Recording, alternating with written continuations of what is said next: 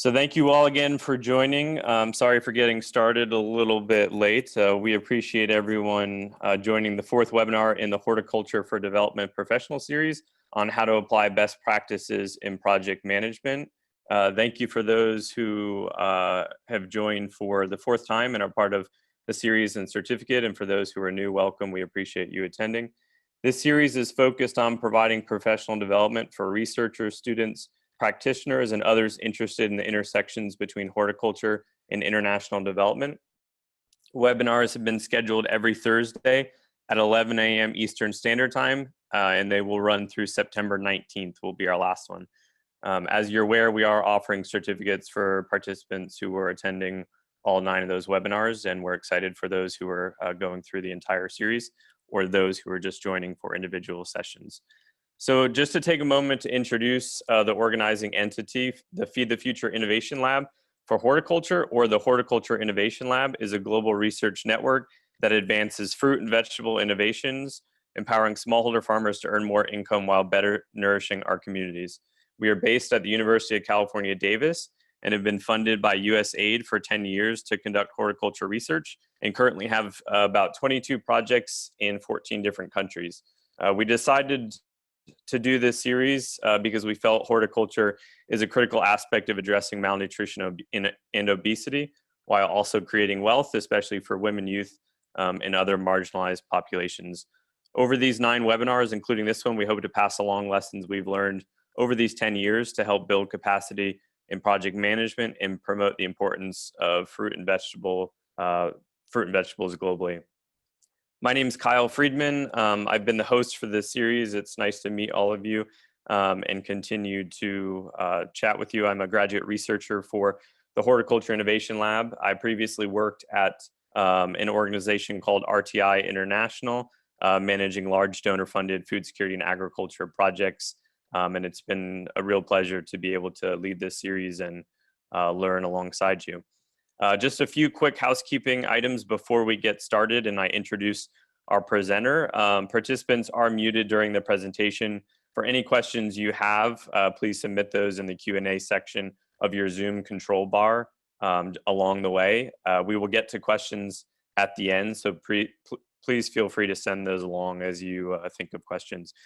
There's also going to be a brief survey at the end. Many of you have completed that for previous sessions, and we really appreciate the feedback. I know the structure is for the most part the same for each webinar, so if you have feedback on content or things you would have liked to cover that maybe we didn't, please share those. So I am very excited about our session today. Our presenter is Maureen MacCarthy, who's a founding partner at Mission Critical Development. She has over 25 years experience developing and leading trainings and extensive knowledge working with NGOs both internationally and domestically. Maureen, we're really looking forward to your presentation, so please take us through the importance of project management and skills that we all can benefit from. Hi, thank you, Kyle, and welcome to everyone. And I appreciate being here and being able to share time and my thoughts around best practices around project management. And again, I just want to take the time to make sure to welcome all that are signing in from around the globe. I understand there are professionals signing in from all over in order to be able to share in this. So as Kyle said, we will take questions at the end, and I'll also talk about additional resources to make sure that even after this webinar, you continue to get access to some of the best practices in project management. So as Kyle said, just a little bit about me. I've been in the business of project management. Let me open up that a little bit better. In the NGO sector for a little bit of time now. Let me just zoom. There we go. Okay, a little bit there. I've been working in project management in the sector for about the last 10 years, about the same time as this Feed the Future program has been emerging. And I really do appreciate the opportunity to share in lessons learned. It is a fundamental part of what I believe in, that it's important that we all do and are all able to share in our best practices. Project management, I think, has been emerging in the sector. There's a desire for certification and for learning to gather in terms of effectiveness, in terms of knowledge management and best practices. So I really hope as part of my work, I can contribute to that in this too as well. So let's get going. So as we get going, the first thing we have to think about is, well, what is project management? And so we have to start defining what is project management. So as I think about project management, I want to say that if you already work on projects, you already are involved in the management of projects. But when I talk about the definition of project management, I mean like capital P, capital M project management. And that really means that it's a profession. It's the skills that we are looking for in terms of the profession of project management. And so like any profession, it has specific knowledge and a specific set of tools and a specific set of skills. And they all come together to help the project team and the project manager in order to organize project activities and tools in order to make sure that the results of the project are realized. So what we're going to do is we're going to take a look at that in our training. Now, one of the things I want to assure you is that where do all these tools come from? Well, all these tools come from project managers just like you. These are tools that come just from tools of survival skills from projects and project managers. So as we look at that, we have to be able to understand what is a project? What makes a project, or the parameters that will define the project. Okay. So when we think about what defines a project, one of the ways that we visualize or show that is through a project constraint triangle, or sometimes called the triple constraint triangle. And it's a way of visually showing us the parameters or all the elements by which a project is bound. And these elements are its scope, its schedule, and its resources. Perhaps you've even heard that. Perhaps you've even heard the expression on scope, on schedule, and on resources. Well, that's what this is referring to, this project constraint triangle. And what it does is it visually shows you that these elements are related to each other. And they're connected like this triangle suggests, so that if one element of the triangle is changed, for example, if you had more resources or limited resources, it would change the shape of the triangle in such a way that changing your resources tends to have an impact on the scope and schedule of the project altogether. And so in this way, project managers start to understand that any potential changes to scope or schedule or resources tends to have an impact on those other two elements.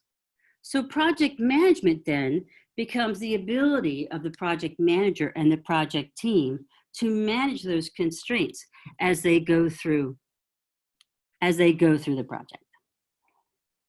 Okay.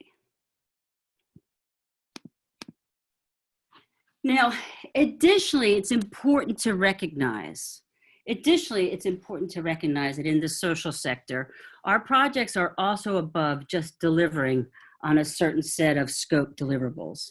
So in other words, our projects, while we may deliver research, or we may deliver training, or perhaps we distribute vaccines, but we also aspire to greater outcomes or greater results. And that is what makes managing projects in our sector unique. So some of our projects will aspire to a greater social welfare or benefit change beyond just the regular deliverables. So we promise something will be better or different in the world as a result of our work.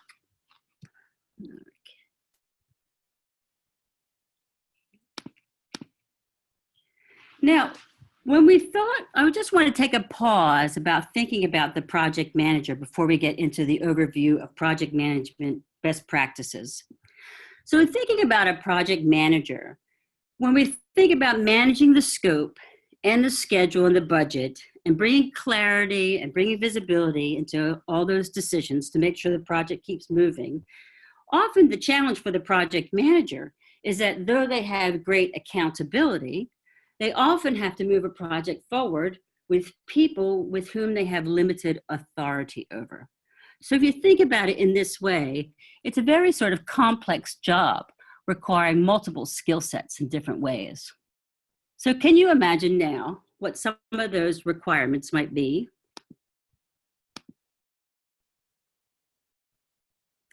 It's a funny sort of competency or skill set that we look at when we look at core competencies of a project manager. Oops, here we go. In some ways, take a look at all the skills or all the competencies that we look at in terms of project management.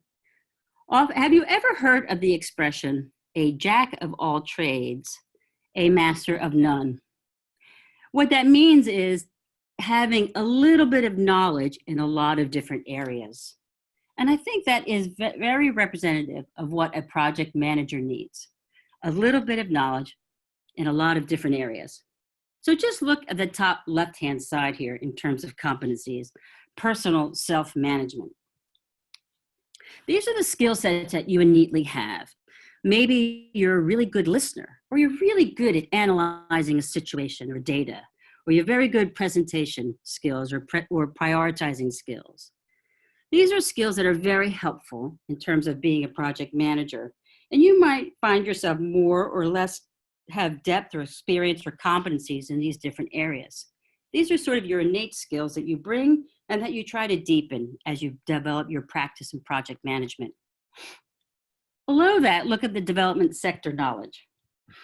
We'll move a little bit as we look into project management in its life cycle. The depth of understanding in the sector is really helpful for a project manager in order to be able to understand the proposal process, and then the setup and administrative process and managing the project as also an award within an organization.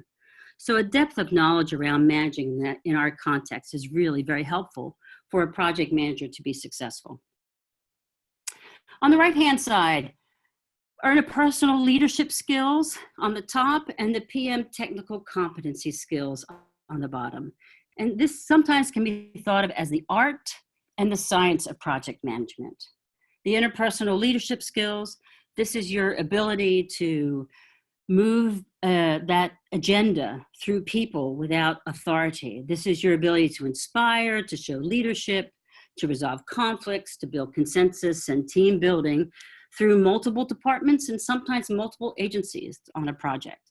So it's definitely a much needed skill set among project managers, the ability to be influential, transparent, dependable, good project manager.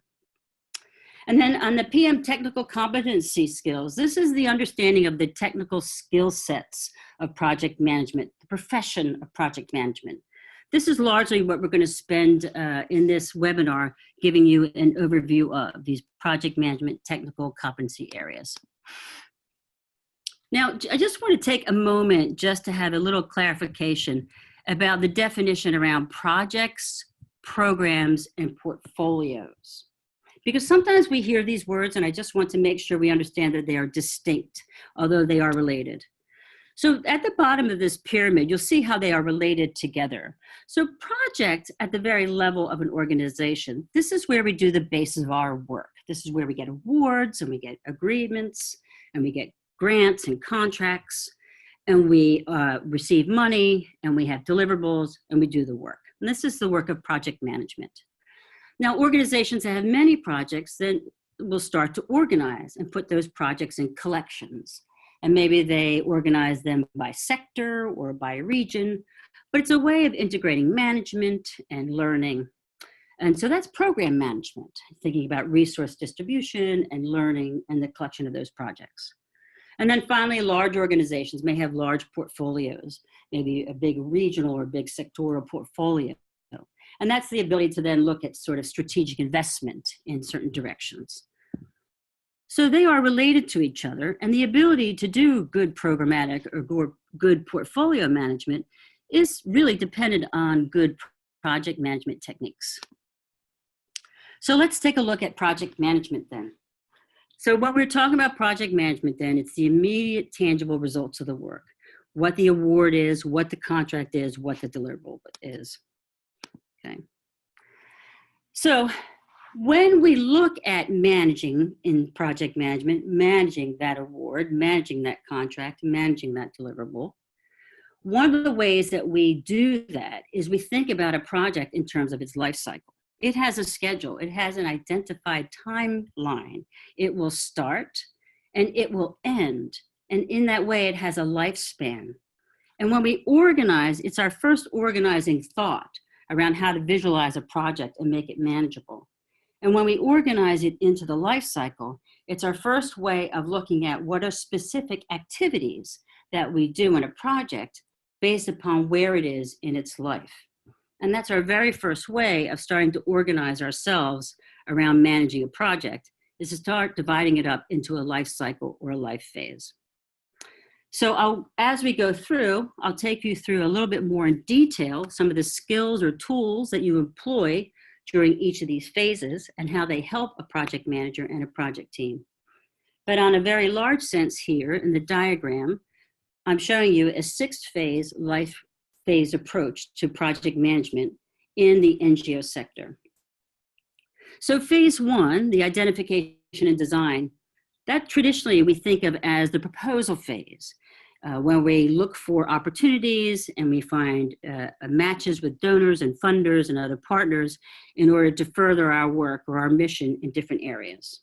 So once we have identified what that proposal is, or what that award is, what that project is, and we move forward, the next phase is phase 2 is startup, and that's where we operationally get that project up and running. Then 3 and 4, you'll see this circular motion.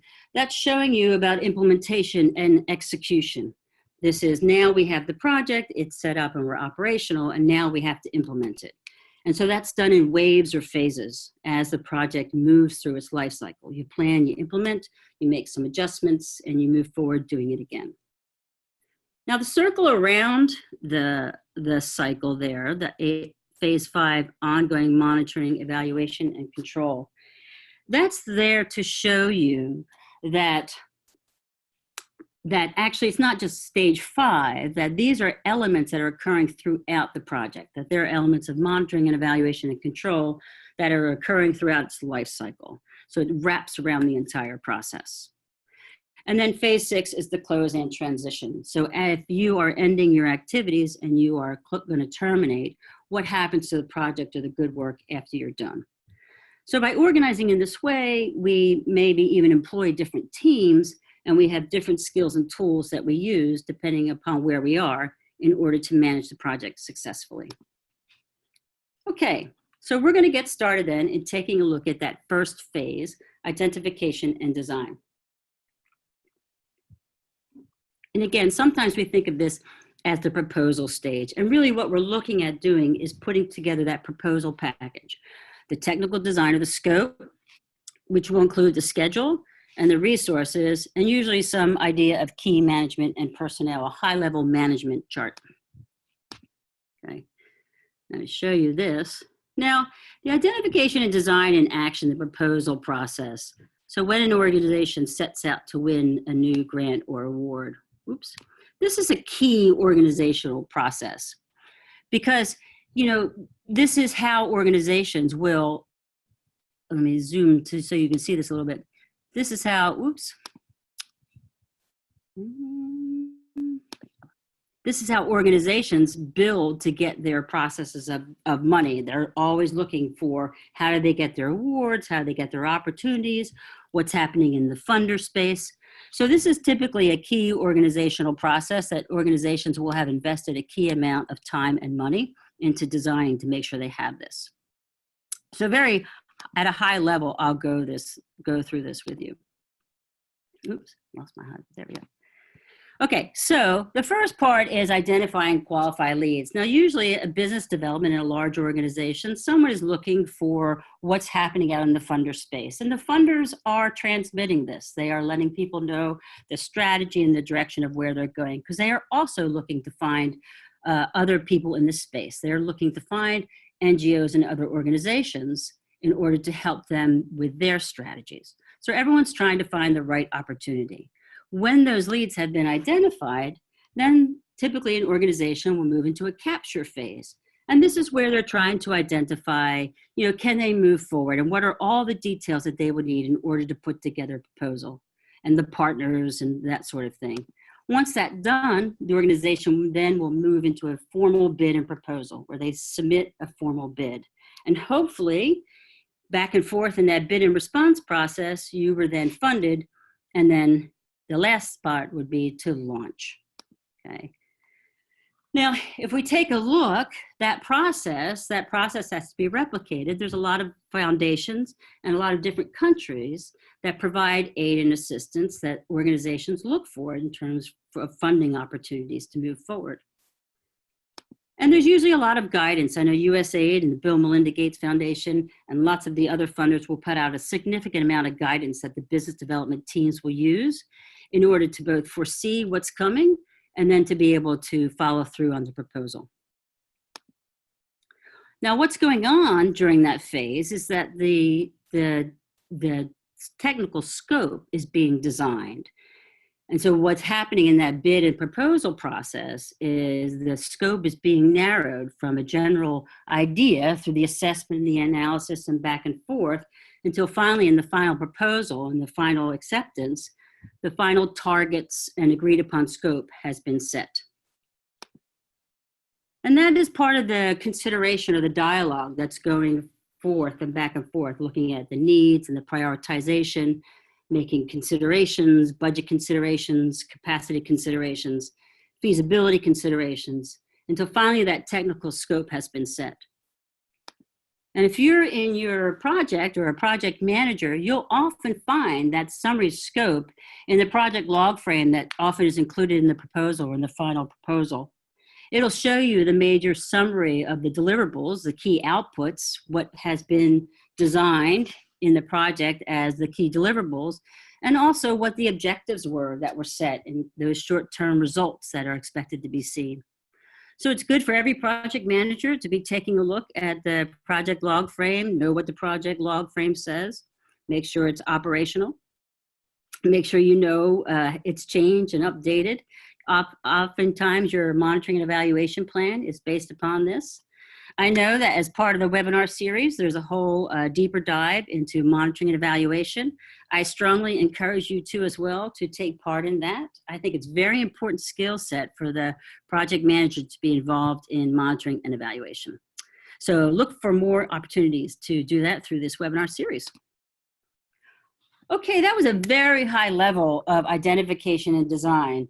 Again, I know that many of your organizations have a very good business development processes where they look and identify those leads. They have a design capture process and a design bid and proposal. So I'm sure internally, if you have more questions, your business development group colleagues will be a great place to learn more about internally how it works. Also, if you have questions, we're going to take questions following at the end of the presentation. So if you wanted to shoot a question now to Kyle or to write it down now later for yourself, please do that now. Okay, because that is going to move us then to phase 2 of the 6 phases of the project lifecycle. So again, we just left phase 1, which is project identification and design. And that's really the proposal phase if we think about it. And that's where we design what this project's going to be. Think about the triangle. We design what the project's going to be in terms of scope. We design what the project's going to be in terms of the management plan, right? Or in terms of the schedule. And we design what the project's going to be in terms of the cost, the overall parameters, and that high level key, who the key personnel is going to be. And we've put that together in the proposal. And let's say, yay, we got the award and now we're ready. Except we now have to lift this project up off the ground and get it started. And so now we move into project startup. And so essentially what we're doing now is we're getting this project up and running. Every time a new project or a new award hits an organization, it has to set it up as if it's like a new business. And even if it's the same people, they're going to be operating and moving together in a different way that they've never done before in this new project. So it has to be set up. It has to be administratively set up. People have to have codes and activity codes and and be able to charge to things and a budget. And we have to understand who's reporting to who, and we have to have systems for reporting. And so lots of things have to start happening in this startup because we have to get up and running. One of the key things that we start doing in startup is to establish the governance and the development of the charter. Who makes decisions now in the project? Often this is a handoff moment. The project has been being run so far by the proposal team, getting it, the award up and running and negotiating with the donor. And now they're kicking over the project to the implementation team. And now's the time to start looking at decision authority and role clarity. And that gets documented in the project charter. Project charter is a simple tool. It doesn't have to be very long. And you only write what you know at that moment, knowing that as you move through the project, things will become more clear and you will add to and amend, the management plan and the decision authority matrix as you move forward. But you start to have this conversation in the beginning as you set up the management of the project. So the benefits of doing a well-executed startup, so getting set up fast. A lot of organizations now are spending time and investing in looking at getting that setup started up as fast as possible. The faster setup, the earlier the procurement path, the more ready you are to start, that when the money comes in and you're ready to start doing project activities, the administrative systems and supports are in place to help the project team move forward. And because of that, some organizations sometimes consider starting startup activities early, even before the award, if maybe the organization has reached the best and final stage or best and final offer stage, BAFO stage, sometimes called. So sometimes an organization may choose to do that because the benefits of being set up well in the project management systems are worth the risk of spending money up front. Okay, so that's startup. So, it's a very short in terms of content in the presentation, but it's a very key part of project management. Getting your project management systems set up in the beginning, getting those management structure and governance questions set up in the beginning are very important, or at least having the conversation started about management and role clarity. So that is a key part of the startup phase. So again, we're going to take your questions at the end, but if you want to throw a question to Kyle right now to make sure it gets captured, or write a note now for yourself to ask at the end, please do that now.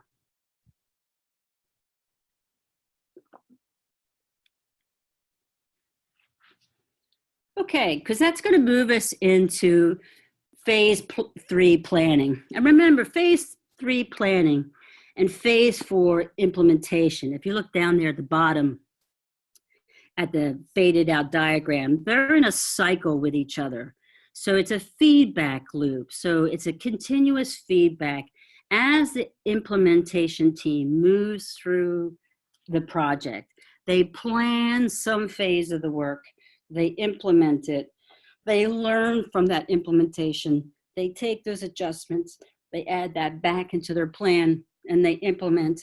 They learn from that adjustment and they plan, and this goes on as a feedback loop throughout the life of the project. This is sometimes called rolling wave planning, but it's this idea that as you know more and you learn more and get closer to the time of implementation, you add more detail. So a couple of different methodologies have emerged, or have grown up, I should say, with this detailed planning in terms of project management.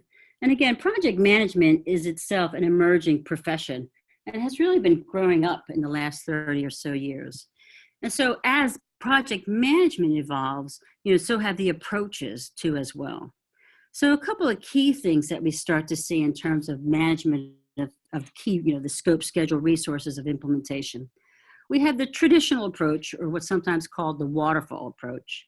Down here on the left-hand side of my chart here, often we see this summarized in the Gantt chart, being able to produce the Gantt chart, that nice schedule of activities. And then on the right-hand side, we have more of the agile approach. And the agile approach has evolved more, especially in terms of technology. key things that we think about in terms of the Agile approach is the Scrums and the Kanban tool. One way of thinking about which approach and the benefits or pros and cons is the traditional waterfall approach is very good for repeatable or knowable activities, where the Agile approach may be more useful for when conditions are more unknowable, but you're still trying to, track activity flows and keep work moving. But for our purposes, for this overview, we're gonna stick to the traditional waterfall approach, the base approach for project management, and look at how those Gantt charts I think that we all use are formed. Okay. So again, this is a really good approach for repeatable, knowable processes. It's a really good, efficient process for getting work broken down to the task level and being able to assign tasks and people to those tasks. And I think in our work for project management, that is a very key and valuable tool. Okay, so I'm going to just give you an overview about how these tools work together in terms of the approach, and then show you how you might use this in software if you wanted to replicate this. So the tools or the approaches that we use are, we first look at work in terms of how to organize it and schedule it and get it down to assignable tasks. We use a work breakdown structure to do that. And then once we understand what those tasks are and that they are assignable, we understand if there are any sequence or dependencies to those tasks, because if any tasks need to be put in order, we should do that. And then we can build out our Gantt chart, which will show what those activities look like on the calendar. So at a very high level, let me show you what that would look like. So the key tool here is the work breakdown structure. And later, when I show you tools like Microsoft Project or Smartsheet, they all key off this same approach to project management, thinking about work in terms of work breakdown structures. And what this chart is showing you is really an approach to how do you organize a big activity or a big task in your project. Like, for example, here is a multi-site team meeting. If I know that I am holding a multi-site team meeting in Kigali, and I have people coming from all over, it's complex. It's a lot of things that I need to think about.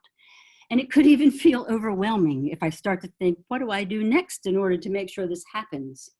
And so the next thing that you do when that happens is to say, okay, well, what are all the pieces that need to happen in order to do that multi-site team meeting? And that's what you'll see. So really that first line under the multi-site team meeting is really the project manager and the project team having a brainstorm, about, well, what will it take in order to do that? And then at each level, they keep asking themselves that question until they're getting down to assignable task levels. And that's really the purpose of the work breakdown structure, is you take that work that's coming at you, some big activity, some next quarter's worth of work, and you break it down into smaller elements that you can see what they are. You could schedule them, you could assign them, and you can control and track them to see that they are still moving. So just think for yourself for a moment. This is just for yourself. Just think of something that you have, some activity or task that you have. What would be some of the elements that you would break those down to? Pieces that you could assign to yourself, perhaps even to do. Because once you have those pieces, then you start to move those around and see where you have sequences and dependencies. And the way to visualize that is to turn those into a network diagram. Take those sticky notes of your work breakdown and now move them into a sequence, so that the end of your sequence chart was the top of your work breakdown structure. All the steps now it needs here in front of me show you what it takes in order to, at the end, on the right there, conduct the training. So I look to see what activities are the ending activities, what activities I start with. And I use lines and arrows to show sequence or dependencies. So what I'm saying to you in my design is, before I can meet with the project teams, I must develop the curriculum. And I'm showing a sequence or an arrow to show that dependency. But I'm also showing you that I can develop the curriculum and select the trainers at the same time because they can happen at the same time. So I put those in parallel below each other. And that shows that relationship. There's no sequence or dependency between develop the curriculum and select the trainers. Now, why that becomes important, that's going to become important for scheduling, right? So you're going to think about any sort of sequence or dependencies that you have, just in that little example that you have. And what dependencies, what tasks have to come before others. So now I have my tasks, I have those broken down into the components that I have to do my meeting. I have any sequence or dependencies outlined, and I have that mapped out for me on my chart. And now when I look at my network diagram, I also want to understand how much time does each of those steps take? Because at each of those steps, like here, select the trainers, there's work that has to be done. So in order to come up with a good estimation, I need to be able to say, how much time each task will take so that I can set the overall schedule. Once that's done, I add that to my schedule. I add how much each step on the network diagram takes in terms of workdays. Now, there's an important part here. There's a concept here that's very important so that when you do yours, you can find this. And that concept is called the critical path. Now, what the critical path shows you, it shows you the minimum amount of time it's going to take in order to complete this activity if all goes according to plan. And it's also going to show you that certain activities are critical to the schedule and certain activities are not. So the word critical here only refers to the schedule. It doesn't refer to the importance or the value of the activity. So for example, I could have a critical path where meeting with the ambassador was not a critical path activity, but filing the report was. Because it's not about the value of the activity, it's only about its relationship to the schedule. So the critical path now has defined for me the minimum amount of time it's going to take if all goes according to plan. But it also tells me what activities are not critical to the schedule and which activities, like selected trainers, though I have budgeted 7 days, I might be able to delay because I don't need all that time. So what that does is it allows me to make prioritizing and decision-making decisions. Understanding that if I get an email that says my trainer's selection was delayed for a couple of days versus my curriculum development team was delayed for a couple of days, I understand when I need to take action and when I don't need to take action, where a delay affects my overall schedule because it has hit my critical path, and where it hasn't because it has fallen outside of my critical path. So that's the visual way of trying to understand what the critical path is. And I'm going to show you coming up how software will calculate that for you. And that is we start with using software. And so that's the Gantt chart. Now, some of you may have experience using a Gantt chart in Excel, and so that you understand the concept of it, which is basically you show activities and tasks, and that it shows you by a bar, by a horizontal bar in colors, where those activities will be occurring on that task on the calendar to the right. So here on the right, you'll see the overall phase is moving from February to March. And then you'll see underneath it the sub-bars of the subtasks. And where you see the connecting line, I don't know if you can see the curving gray connecting line, that is actually showing you the critical path within the software. Okay. So Gantt charts are very, very useful because at a very quick, high level, very visually, I can start to see the order of the tasks. I can start to see where resources will be used or not used in the calendar. So it really does help communicate at a very high level activities in the project and where resources and activities are occurring along the schedule. Okay. Oh, and I just want to go back to that. And you calculate this, you use this using just the techniques that we just went through, just looking at the work breakdown schedule, sequencing them, which is the start and the finish dates, and then using the durations. So just the very same techniques we did will populate that and give you that Gantt chart. So if you want to use a Gantt chart and you're intrigued by this, because once you put those dates in software, the benefit is you only put those once. And then if you need to amend that or if dates change, you just change the date in the software and then everything else gets recalculated for you, like your critical path and your schedule.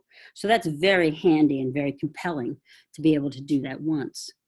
A couple of different ways that you can start to do that if you wanted to practice that. So Excel. I find that many people use Excel and are very comfortable with Excel.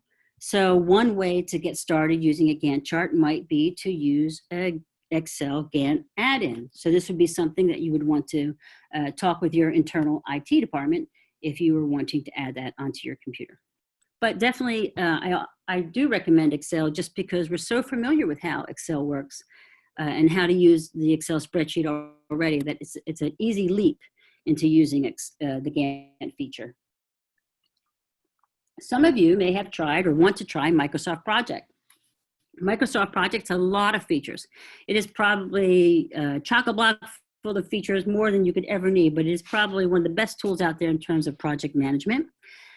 Again, it's going to operate just like the first picture that I showed you. That Gantt chart gets built using the same approach that I showed you, break it down into a work breakdown structure, use a network diagram to schedule it, and then just add those tasks and dependencies. It'll ask for dependencies right there in this chart that you keep, and it continues to address and keep current your Gantt chart. And that would be the same true with Smartsheet. And there are others. So there are plenty of other software tools that do project management. So if you want to use the Gantt chart, Microsoft Project or Smartsheet, they all take the traditional approach, the traditional waterfall approach, and you will break down activities using a work breakdown structure, an activity sequence diagram in order to populate your sheet and make a Gantt chart. So that's looking at scope and schedule in terms of thinking about planning. And then the third part of the triangle that a project manager must complete in terms of management is the resource planning. So scope, schedule, and resources. So the thing about project management for us in this sector is that we have to understand that there are cash budgets that we see and cash reports that we see. And we also have project budgets and project reports, and we manage to both. And so we have to be able to see and understand things like cash and burn rate, and also be able to understand and project project and project costs. So ideally, in project management, the profession of project management, ideally, we prefer an activity-based budgeting system where we look at costs by activity. So what that means, just think about it in terms of the network diagram. As you were building out your activity and you were dividing that larger multi-site team meeting into smaller tasks, you then decided, we then broke them down into smaller pieces, and we could then create the cost of what each of those tasks might be. Specifically for us, we often look at the direct costs. What are that we can control within our budget? In this way, what we're looking at, what are the costs per activity or activity-based budgeting, right? So what we do as project managers is we have to figure out how we take our project budgets and look at our cash reports and our burn rates and be able to report to what our activities were and our burn rates and report on variance. And ideally, we do that through a system of activity-based budgeting. So that's a very high overview for a much larger topic. So look for financial management courses to round that out for you too as well. But definitely integrating activity-based budgeting and cost reporting as a project manager is important. And I know many organizations have great financial departments of financial management officers and advisors to lean on and really help the project manager and the project team in this. Now, the thing that project managers should be doing is really looking at procurement planning in terms of resource management. And if you haven't read your award lately, read it again. Really looking ahead for what it is that your project will need, getting ahead of procurement planning when we look at implementation and managing the award and internal controls. Getting ahead of procurement planning really is one of the vital things a project manager needs to do. So reading your award, anticipating what you're going to need, talking with internal awards and compliance and your procurement, and getting ready for purchasing ahead of time is really a key resource management step that a project manager should be doing. So what are you looking at? Look at those little activities that I had you write down in terms of that task at work, breakdown, schedule, and schedule. And you looked at those. Circle any that might need some budget or procurement planning as you move forward. And read your award if you haven't done lately. Okay, so we have in our plan as project managers at the implementation team, we've looked at our scope, we've looked at our schedule, we are managing to our resources, and now stakeholders, the people. Every project has stakeholders that we want to manage closely to. There are many ways to think about stakeholders. We're trying to prioritize. We're trying to prioritize our time to make sure we're spending the time wisely and with the stakeholders that we need to at the right time. So we often look at our stakeholders just to make sure that our communication, our stakeholder plan is current and making sure we're not missing anybody. So there are many ways, again, to think about stakeholders. I offer you one in terms of power and interest, the power that they have or a stakeholder may have over your ability to implement, and their interest in your project.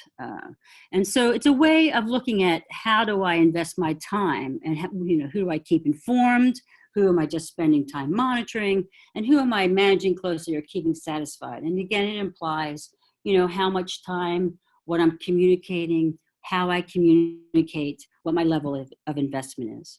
So this might be an activity that the project manager does with a larger project team, just to make sure that there aren't any stakeholders that they're missing. I would include internal and external to make sure that the project is communicating well with those who care about it. And then the last thing to make sure that that happens is to actually write that into a communication plan or matrix.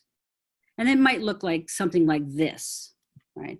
But the communication plan happens just like with all things. If you write it down, it is likely to happen. And then finally, risks. So with stakeholders, then we turn to risks. So scope, schedule, resources, stakeholders, and risks. And this rounds out our implementation plan. So every project has some element of risk associated with it. And so it's a project manager's, the project team's job, always be on the lookout for risks and what they are, and then assess those risks to make sure that they are responding properly to any risks that are out there. So in a risk identification, the project team is thinking and they're brainstorming basically about what they see. And here's some practical risk assessment areas that the project team and project manager could be thinking about in terms of what risks may be there. There'll always be some element of risks. In the beginning of the project, there will be more potential for risk, although the impact will be less as less involvement or investment has been made. As the project moves through, the potential for risk decreases, more is known and more has been done, but the impact tends to be greater because of that investment. So it's always on the project team's responsibility and accountability list to be on the lookout for risks. Once risks are identified, they're assessed. And there are many different tools for risk assessment. Most will look at assessing risks by probability and impact. In other words, what's the likelihood that this risk will occur? That's probability. And if it were to occur, what would be the impact? How bad would it be? And again, it's a bit of a subjective scale here. You see insignificant, marginal, moderate, critical, catastrophic for impact. There's some written guidance on some tools, but it still has a level of subjective analysis. And again, with probability, it gives some guidance about how to think about probability. And then the color coding also gives guidance to the project manager and the project team too as well. So the elements of red, any risk factors that would appear assessed in red, these are ones where you must be making a plan. These are ones where you must be having some sort of mitigation plan ahead of time to try and stave off the risk or minimize it. And then if it were to occur, some contingency plan in place that you've practiced the fire drill in case it should happen. And then as you move forward, yellow are, take a look. You should maybe you should have a plan here, but you should take a look in the yellow.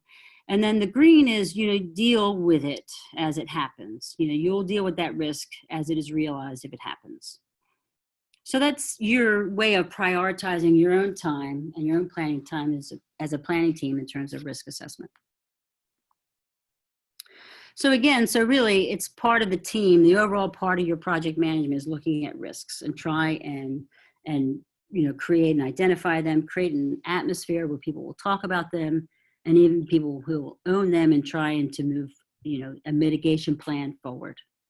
Okay, and track risks, track them as they move on and move forward. It's also a great knowledge management practice to be able to track your risks and be able to learn later what was realized and what happened. Okay, so that was the high level view of some of the whirlwind activity of planning that the implementation team is doing. Again, they're taking elements of the project and they're breaking it down and they're assigning it into tasks and they're implementing it over and over and over through the life of the project. So if you have any questions on some of those tools or ideas, please write them down or send Kyle a note now so we have them for the end of the presentation. Okay, and then now we move into implementation, which is now the implementation team gets to execute the plan that they have been building. So what it takes to do that, the project manager needs to manage that implementation team and manage any issues that arise, issues that especially require escalation to resolve, and then really manage this project now through the awards management, through the procurement and the supply chain. Okay, so let's take a look at those. So managing the team. So as we talked about in the very beginning about the competencies of the project manager requiring the ability to lead a team with limited authority, that really comes into play here in executing the plan. So the art of project management, the soft skills of the project manager, the leadership skills, the people skills, the communication skills, everything here really helps that project manager move that team. Move that team when it's confusing, move that team when it's clear, move that team when everyone's in agreement, move that team when everyone's in conflict. So it's really about that project manager having those people skills in order to be able to do that. A different set of skills, both analytical and people skills that the project manager has, is to be able to manage issues, things that happen in a project that have to escalate up, and to be able to track those and get those resolved well. And it's really both an analytical skill and also the ability to communicate and to be able to, again, manage without authority in managing up throughout organizations. But it still remains the accountability of the project manager to make sure issues are resolved. And the other is in executing the plan is that the project manager has to really be aware of the internal controls, the policies and procedures that are in place that help the organization manage the award or the contract or the cooperative agreement to make sure that it's managed in a way that is in compliance with donor rules and laws and any sort of limitations, make sure that we stay in line with what we said we would do so that we stay effective and efficient, and just put the locks in place to keep honest people honest and reduce the risk of fraud and corruption. So it's really on the project manager to know these. And where these really play into place for the project manager is in what we call the supply chain. It's when we start procuring and using items. we got the award and we have the money to now solicit or purchase and use the money to buy the things or the resources or the people that we said we would. And so now here's where we start to see the internal controls applied. And this is why procurement, reading the award and understanding and getting ahead of, the managing the supply chain is a real key best practice for project managers. Okay, so procurement management, what we're talking about is when you identify that you need to purchase something and then moving through in a selection and negotiation and award process. When we talk about logistics, what we mean is like the inventory and the movement and the materials and the storage. If you have a laptop right now from work, there might be a barcode on it. That might be part of your inventory management right there. Something like that. If you use trucks and you use a log miles, you log your miles for your using, that's part of your logistics inventory management control. So these are all the things that we need to have in place that we need to move through, that our project needs to move through well. And then finally, a whole system of asset management, which really comes into place when we close the project out. So a lot of things are happening in implementation. So the project manager and the project team is working to build the plan. And then as the plan gets implemented, the project manager now is really trying to move it through the people, manage and lead the people, with a lot of accountability, not all the authority. So using those great people skills to lead it, making sure that issues are resolved and really making sure that the project moves well through the organization's internal control systems that are in place. Okay, so that's that phase 4, 3, 4 together. And again, we'll take questions at the end. So if you wanted to take a note now on any questions that popped up now and send them to us or write them down for yourself, that would be great. Okay, so that's going to take us to phase 5, monitoring, evaluation, and control. So in monitoring, evaluation, and control, when we think about monitoring and evaluation, sometimes we say these words together, like monitoring and evaluation. And although they are related, they are a little bit distinct. So monitoring refers more to the work of the implementation team. Are we hitting our targets? Are we progressing through our implementation? Are we delivering as we thought we would? And it's continuous. It's letting us know our progress. It measures our progress in terms of achieving our outputs or our deliverables. If you think about the log frame, it often corresponds to the bottom part of the log frame where we're looking at our activities and our outputs. Evaluation is more episodic, and it looks at our results. It speaks to not necessarily the work that we're doing on the ground delivering, but it speaks to, did we see the change that we thought we would see? Is the world now better or different in that way that we envisioned? And so in this way, sometimes it speaks to the upper part of the log frame, the outcomes and the goals. Did we see the results of the change? And sometimes we will have this internally, and sometimes it will be done externally too as well. So monitoring and evaluation, sometimes we call those M&E. They are related, but a little bit separate in terms of the information or the data that they give us. Often we'll see that monitoring and evaluation in a plan. What is the monitoring we're going to do in our project and what is our evaluation plan? And we'll see that in a monitoring evaluation plan. The basis often of that will be that logical framework or that log frame that we referenced in phase 1 in the proposal design. That can be the foundation for the whole monitoring and evaluation plan later.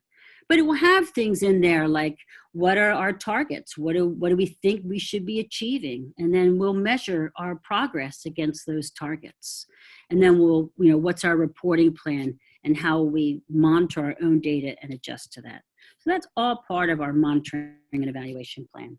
And again, I just want to pause and remind you that in this webinar series, there's a whole webinar on monitoring and evaluation. And I strongly encourage you project managers to take part in that. I think it's very, very valuable and important for project managers to be deeply skilled in monitoring and evaluation. Okay, and then the last part for control. So monitoring, evaluation, and control. In the charter, which was established in phase 2, We will also, part of the governance conversation is talking about how a project will be amended or reviewed for change. Now, we understand that, there are factors in which a project will change. Once the designed project hits the field reality, there may be some elements that need to be adapted. But we want to make sure that only approved changes are put into place. And so one way to help track that and to make sure that that is true is to define the change process and then track what that is. So here is a change or decision log that one might keep updated in the charter as just a review, a summary of any changes that needed to have and when they were approved and who approved them. Okay. So that was a very high level, again, of the monitoring, evaluation, and control. These are activities that are occurring through the life of the project. So monitoring the progress, evaluating the results, and controlling the parameters of the project occur throughout the life of the project. And then finally, that brings us to the close and the transition. Now, notice that in the sector, we'll say close and transition. And this is because our projects do strive for greater outcomes. We do strive for changes that benefit. And so, though our project ends, we hope that the greater good or the greater benefit continues. And so we make a nod to that by calling out that it is a close, perhaps for us, but it is a transition so that the work continues on. So there's a lot of key activities going on in close and transition. There's a lot of work that's being done, and it's can be a very busy time for the end of the project and the end of the project team. So hopefully there is a transition plan that the team has been thinking about what's going to happen. If we are closing out completely, will the work be passed on? Have we thought about capacity building activities or training activities or materials or documentation that we should be producing? If there's going to be a carry-on award, have we been set up for the carry-on award? Anything that needs to be transitioned over in the carry-on phase? So we're just thinking about the end of our project and making sure that it gets implemented as seamlessly. And it's very important to do this because the end of a project can be so busy and hectic. Having a sense of a plan and a direction can be very helpful. The last scope activity at the end of the project is called scope verification or closing it. And this is that the donor and all parties agree that all work has been done and the scope has now been completed. Once that's been done, the rest of the financial and the closeout of the project can be done. So the administrative closeout, the financials, the receipts, the books are closed, and anything associated with the project gets closed as if it were business and the business were closed. And then make sure that everyone, communicates the end of the project, everyone understands what's happening, the great results have been shared, and the learning has been shared. And then very clearly, what's very important is to have a party. I think it's very important as one of the last closeout activities is to just celebrate that moment with the project team. No one but the project team understands the project better at that moment, and just to have a sense of all the work that was done and to take that moment to congratulate each other. It's just a really important moment. I just teared up right there. It's just a really important moment to just take that moment and just celebrate with each other. So just, even if it's just, a receipt or, a certificate or a warm thank you, it's always well appreciated when people see and hear from each other acknowledgement of the hard work that was done. Okay, so that is the high-level overview of project management for the NGO professional, looking at what project managers do in terms of each of the phases, what are some of the tools that they use, and some of the best practices and how those tools are used. I'm going to open it up for questions before I put on our final slide. Great. Thank you so much, Maureen, for the presentation. Feel free to send your questions along using the Q&A. I have a couple that we will start with. So Maureen, you've gone through a very high level process of project management from start to finish, and kind of looking throughout the whole cycle, and particularly within implementation, there's a lot of information that gets generated or communicated within the team and with partners, et cetera. And so do you have any examples or best practices for knowledge management and just making sure that information is captured and shared effectively with teams? Yeah, boy, knowledge management is a big conversation, deserves a webinar on its own. But here is one of the things that we were doing when I was director of project portfolio knowledge management at Path. One of the things that we started to do was to standardize just even around what a project team site would look like. So we used Office 365 Teams. And I have to say that the 365 suite offers a huge amount of tools that are available to use. And it's the Microsoft product. So I think the jump for people to use is very, very low. So I encourage you to use 365 there too as well. But so what we did was we used the team site, and so that every project would look the same architecturally. So the library would look the same, where you store the contracts or the award, the documents. The front page would look the same. The Gantt chart would be the same place, or the Kanban, whatever people used. And so from the first knowledge management perspective, in terms of the first barrier was ease of use. So, just trying for efficiency, like where everything is stored, where everything is used, how it could be used and pulled out.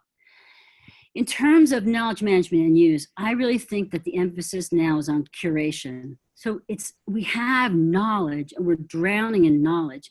It's, where do we target it and who needs it? And so I think, combining a good stakeholder analysis and a good communication plan in terms of knowledge management, thinking about curation, who needs the knowledge, is always a worthy endeavor. But in terms of the storage of knowledge, I would say our approach was to make it look like the same way in every place so that at least I knew where to find it. Perfect. Thank you. That's great. Along the same lines of that, so not as much knowledge management, but just maintaining organization, project managers and anyone on a project management team, you're often doing 100 things at once and wearing a bunch of different hats. And so staying organized is really critical. Do you have any key insights or recommendations on how best project managers over the course of a project can ensure that they're staying organized and keeping their teams organized? Yeah, so that's a great question. So over my time, what I've come to realize for me is the answer to that is always visibility. So what's the purpose of every project management tool? Visibility. What's the purpose of writing my project plan? Visibility. What's the purpose of writing a communication plan? Visibility. And I realized for myself, if I don't see it, there's just too much happening. I will forget it. I will drop it. It's harder to communicate it. It's harder to share it as a priority. So I think that my biggest job as a project manager is to make things that need to be priority transparent. And how do I do that? So how do I make it visible and transparent first to myself that I don't drop it? And that is, maybe you organize your homepage on your Teams list with your task list, or maybe you're old school and you use sticky notes and you put them up on your bulletin board. It doesn't matter, but get it visible. If you want to pay attention to it, get it visible. If you don't look at it and it's not visible, there's just too much for you to go on. So the same then applies to your team. What do I want my team to be doing? Do I want them to move forward in roles? Well, then I have to make role clarity visible if we're confused. They don't know what the steps are on the next task. Well, then I have to make that visible. So it's always about, what do I make visible so that people can see it? Because everyone's swirling in their own complexity in a project, including yourself. Great. Yeah, that visibility is very key, ensuring everyone is on the same page. In a question that came through is on kind of how to measure return on investment of projects. And I think that's a tricky one that kind of takes many different forms. I don't know if you have some insights onto that. I know there's a bunch of different project management organizations, institutes, and kind of training centers that have done research on being able to measure ROI on projects. But do you have any thoughts on kind of how best to do that? I don't. That is, I would say, as I would say in a different career, that's above my pay grade in terms of my experience and skill set. When I was at Path, my counterpart, the director of measurement and evaluation, worked on the measurement of return on investment, the return on value. And I know that's a concept, and it's an economic concept too as well.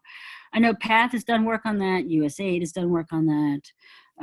Bill Melinda Gates Foundation have done work on that. It is worthy of research because I think it is a topic of conversation. So I would encourage the research on that. And unfortunately, I'm not, I know enough to be dangerous, so I don't want to say anything. But yeah, certainly. And hard to calculate. Yes. Yeah. Two resources I know off the bat that participants can look into that have covered this topic in detail are Six Sigma and PMI, the Project Management Institute, also has some good resources for that. It obviously presents itself differently based on your project and kind of what your objectives are and what your cost is, as well as sort of what whoever is funding your project is looking to get out of it. And often they establish what the indicators are and what the goals are that you would be working towards. And so I think within that structure, there's different ways to try and measure that and be creative. But it's definitely a challenge. And I think a lot of projects are still learning on how best to communicate return on investment and value. That might not even be what the focus of that project is. It might just be something that's tangential or just a result of what you're doing that wasn't an intended result. So yeah, some of those resources might be helpful. Yeah, and I don't know her full body of work, but Amy Batson, who I worked for when I was at Path, and she also worked for USA, Bill Melinda Gates. She did a fair amount of economic modeling on the social return on investment too as well. But I think you would find that all too on the website for Bill Melinda Gates Foundation, because they are also looking at that. Yeah, no, that's great. Another question, just getting back to project managers and sort of you covered the qualities and traits that project managers need to be effective. Do you have any examples of, certain cases of where project managers have failed to effectively manage a project and maybe why that was? It's easy in a project to not do as well as you want to. In the context where you come into a project and it wasn't yours to start and you're inheriting somebody else's work and maybe it's not even organized in a way that you would organize it. And I think that's very challenging for people to come in and be able to pick up somebody else's thought process or somebody else's work or the absence of a system or absence of a project. I think where I've seen people do well is it's really it's kind of a push-pull. It's the ability to suggest a way, a system, and also be able to listen very well and adapt to what people's choices are. So when we were going through, for example, when we were going through was setting up, like we wanted to have a standard system, and everyone agrees a standard system makes a lot of sense as long as it was their standard system, right? So, because everyone has their own way of doing something, and so it's a listen and a push. It's a listen and a push conversation, and I think that's kind of the skill set of project manager too.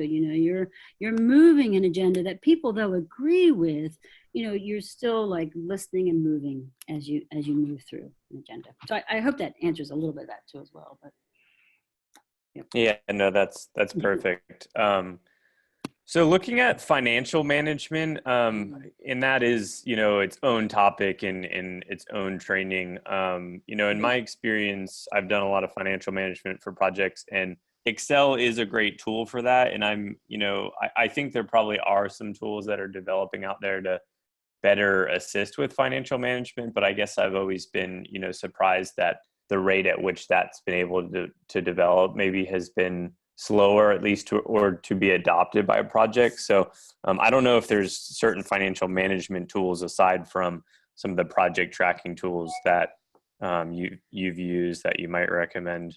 Yeah. So the thing that I find for financial management for project managers is there really is no way around right now for most of us making your own spreadsheet that you track your own costs on.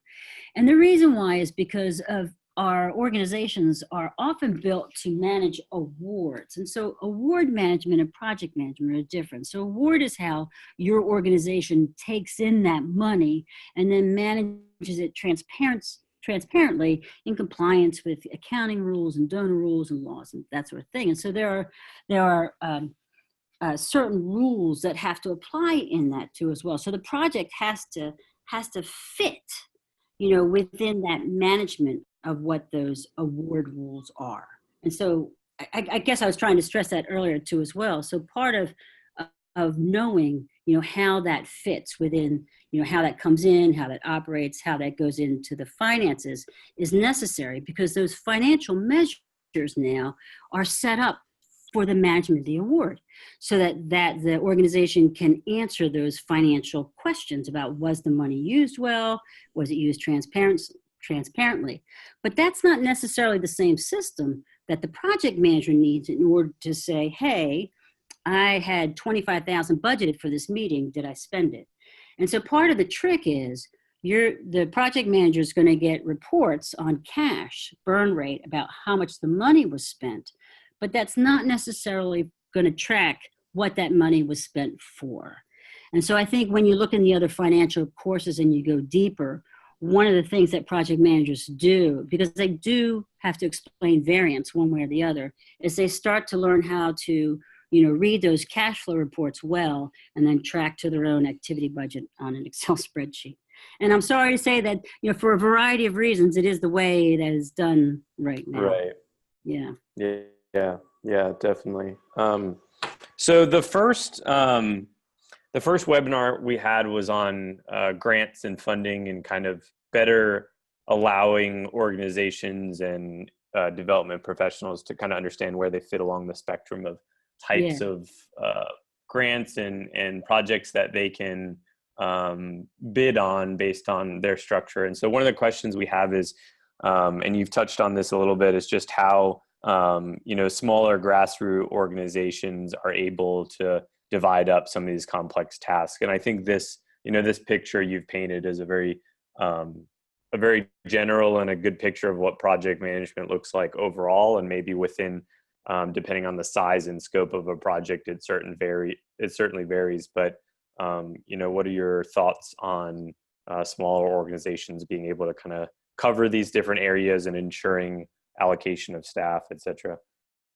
Yeah, I mean, sometimes, it's one person doing a lot of it too as well. But project management was invented as a way of just taking the overwhelming and organizing it. Sometimes I like to think like these are all tools and approaches built, by project managers in self-defense, just as a way to help get through this. And so I think even projects large and small can benefit from the application. So, conceptually, what we went through is, I take a project and I think about it in terms of its life. And there are certain things that are happening in the beginning, in the middle, and at the end. And sometimes it's the same people and sometimes it's not. And so, when it transitions over, it's like, what are those activities that are occurring there? And like, what are some of those tools that I might be using? And so if a project is going to use any schedule or wants scheduling activities, the ability to break it down into tasks, that goes from, scheduling the small meeting to scheduling the global meeting. Like you can scale the tools in this way. And a lot of it is a mind frame. I think it's also an approach. It helps. It becomes a thought process after a while for project managers about, oh, I take this thing and I break it down and make it manageable, and here's how I divide it. And so I think all these tools are really looking at how do I do that and how do I see complexity? How do I make it transparent? Great. Well, we're running low on time. The last question I'll ask is just, we've talked about teams and tasks and just, advice you have to ensure that project teams are effective in the tasks that they're doing and that they're being collaborative, because oftentimes there is a lot of things to do and some people are duplicating efforts. And so really being able to make sure that, how best can teams carry out the tasks that they're assigned to. Yeah, I think just take time to talk with each other about, how are we doing? How are we doing as a project team? Are we operating how we should be operating? Are we, making good decisions? Is it clear who the roles are? I mean, just have the expectation that in a project, things aren't always clear. And it's not that it ever will be, because the project's always evolving. It's not till the end of the project till you actually know how it goes. So build that into your process. Make sure it's like what's clear, what's not clear, and then how do we make it clear?